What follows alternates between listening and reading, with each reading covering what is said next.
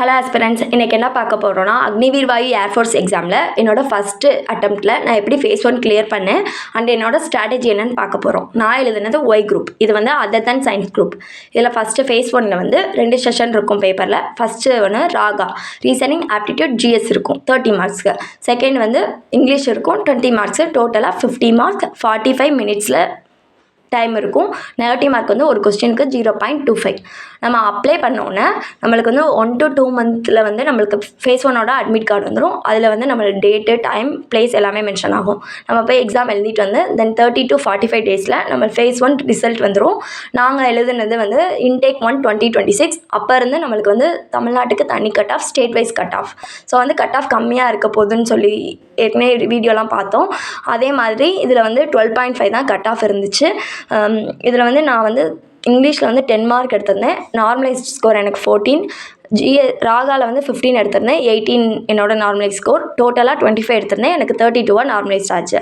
சந்துரு மேக்ஸில் சந்துரு சார் வந்து சர்வே எடுத்திருந்தாங்க. அதில் வந்து போலில் வந்து நான் என்னோடய மார்க்கை எல்லாமே சப்மிட் பண்ணேன். அடுத்து சார் லிஸ்ட்டு விட்டாங்க. தமிழ்நாட்டிலேருந்து யார் யார் செலக்ட் ஆகிருக்கா அண்ட் எவ்வளோ மார்க்கில் வந்து செலக்ட் ஆகிருக்காங்க அந்த மாதிரி லிஸ்ட்டு விட்டாங்க. அதில் வந்து அதை பார்த்தோன்னே எனக்கு ஒரு ஐடியா கிடச்சிச்சு. சரி, தமிழ்நாட்டில் எல்லோரும் இந்த மாதிரி ஆவரேஜாக ஸ்கோர் பண்ணியிருக்கோம் அந்த மாதிரி. அதுக்கப்புறம் நான் இந்த வீடியோ எதுக்கு மேக் பண்ணுறேன்னா, நான் வந்து படிக்கிற டைமில், இந்த எக்ஸாமுக்கு படிக்கணும்னு நினைக்கிற டைமில் நம்ம தமிழ்நாட்டில் தமிழ் சேனலில் வந்து நம்மளுக்கு வந்து இந்த மாதிரி இந்த எக்ஸாம் இப்படி கண்டக்ட் பண்ணுவாங்க அண்ட் இவ்வளோ செஷன் இருக்கும், இப்படி எல்லாம் ஸ்ட்ராட்டஜி இப்படியெல்லாம் இருக்கும் அந்த மாதிரி சொல்ல தான் ஆள் இருந்தாங்க. எக்ஸ்பீரியன்ஸாக நான் தேடி பார்த்தேன். எக்ஸ்பீரியன்ஸாக சொல்ல யாருமே இல்லை. ஸோ நம்ம எழுதிட்டு நம்ம இந்த மாதிரி எக்ஸ்பீரியன்ஸாக வீடியோ போட்டால் அடுத்து வரவங்களுக்கு ஹெல்ப்பாக இருக்கும் அப்படின்னு சொல்லி நான் இந்த வீடியோ மேக் பண்ணியிருக்கேன். என்னோடய ஸ்ட்ராட்டஜி என்ன நான் ஃபாலோ பண்ணேன்னா, ஃபஸ்ட்டு வந்து நீங்கள் சிலபஸை கோ த்ரூ பண்ணுங்கள்.